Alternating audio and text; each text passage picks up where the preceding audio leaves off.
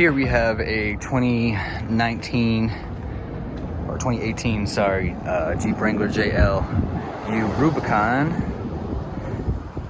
Kind of do a quick walk around of everything that's got going on so far.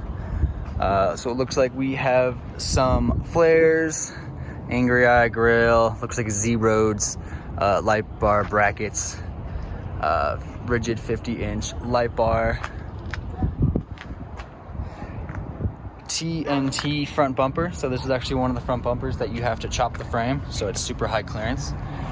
Just to give you an idea, whereas most aftermarket bumpers have the winch sitting up front and then they have the actual bumper piece in front of it, so this saves you quite a bit in departure angle, but also in actual height of the bumper in terms of how far it goes down, because you do cut those crash bars off. It does relocate the sway bar, so this specific one has an anti-rock sway bar. You will have to use a JK style sway bar. This one hasn't been fixed yet, but you actually have to use different rod ends to make everything function appropriately. But it has a 3.5-inch rock crawler lift, all 8 arms, Falcon Shocks. RPM 2.5 ton steering, so it's 2-inch solid aluminum with 2.5 ton rod ends.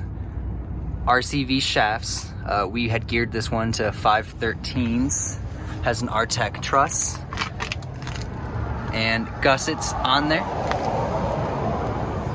The PSC hydro assist, and we did use the double shear tab. Double shear meaning it has a front and a back, 2 points that actually have a bolt that runs solid through, as opposed to PSC not recommends but sells with a single shear, and it's just a single bolt that comes down through it. And what that does is causes a huge weak point. As you can see, many of them rip and break, so we don't even offer that one, nor will we install it. Then we have an American Adventure Lab ram mount. So it actually is a solid piece right here that will bolt to both the sway bar as well as to the track bar to give it a good sturdy without having to weld on new parts. It is 100% bolt-on, which is nice, and relatively reinforced for, again, being a bolt-on.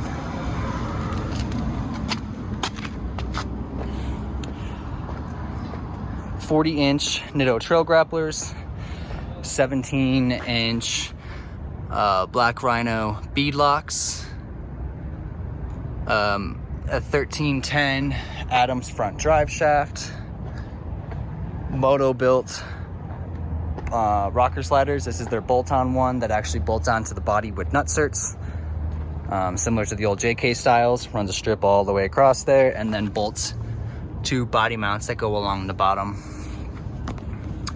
RTEC aluminum skid. This is the 2.0 with the e-torque, so it does have the battery down there. That does protect it with their skid system as well. A Moto built high clearance rear bumper. This is bolt-on. Works with the factory hitch.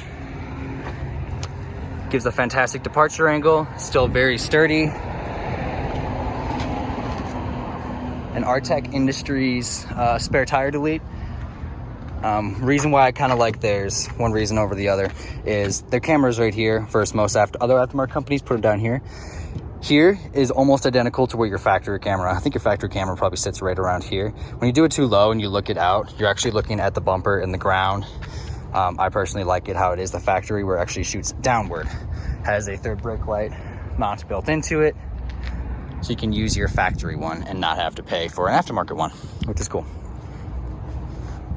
And then rear axle has a truss, and then a sorry, I'm blanking here, Falcon Shocks. We did not install the Falcon Shocks. These ones were installed incorrectly. That's why they're chewed up like that. They're actually hitting the reservoir. But super nice because you can actually get them with a adjustable tuner knob that is dual adjustable, so you have a stiffness, then you actually have the valving, which makes the ride super nice. And you can choose exactly how you want it to go. And then one other thing this one has is cat skin seat covers. which are actually super nice. It's actually a really nice, actually leather feeling, and it's not like most newer cars that have that pleather. You can choose whatever color design you want to go for. This guy chose black and red, and for it to say Rubicon. But they actually fit super nicely. If you ever have to install it, you actually have to remove your factory cloth one, and the install, you have to know what you're doing and be good at it, because you can see a lot of people that have wrinkled ones and it's super loose. That's just because they did not do it correctly. This is actually made with each panel cut specifically to what it's going on, so they fit nice. They're not covers, they're replacements. But yeah, guys, let me know if you like this Jeep. If you have any questions, post it down in the comments below. I'll try my best to help you out and see what I can answer for you.